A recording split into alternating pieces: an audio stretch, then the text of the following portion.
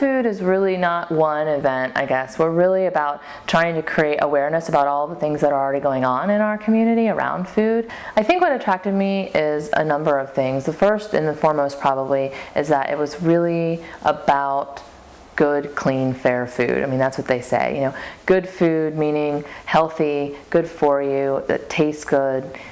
Fair meaning that it was the people who produced it and the people who grew it were paid fairly for the work that they did. And clean being clean of chemicals and pesticides and genetically modified organisms. And that it was really about food culture, that it was about enjoying food and food as a part of our society and a part of who we are and the part of the way that we relate to our world around us and the way that we relate to each other, and that we're losing that as we become more of a fast food nation. If you know how to cook regular food, you know how to cook organically raised, sustainable food, and all you're going to find is that it's going to taste better and you're going to really appreciate the time and energy that went into producing that food for you, and that it was produced without harming the environment, without harming the people who raised it, and without harming your health or your family's health. The more you grow your own food and raise your own chickens, the more excited you get about food and the more opportunities you have to think about where that food's coming from, because you're actually tilling the earth and planting the plants. And I've always wanted chickens anyway. They're just fun, and they're fun to have, and they're really low maintenance pets, and they give you eggs, which is fabulous.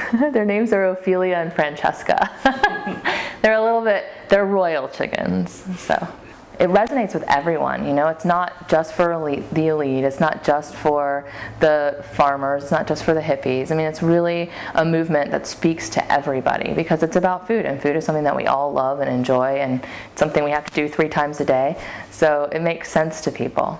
Our meetings are monthly and they're potlucks, so we encourage people to sort of live the slow food movement in that meal and to bring things that are as locally sourced as possible, as humanely raised as possible if it's an animal product, as sustainably raised as possible, organic if possible, those sorts of things. A lot of it is just about hanging out and talking about food.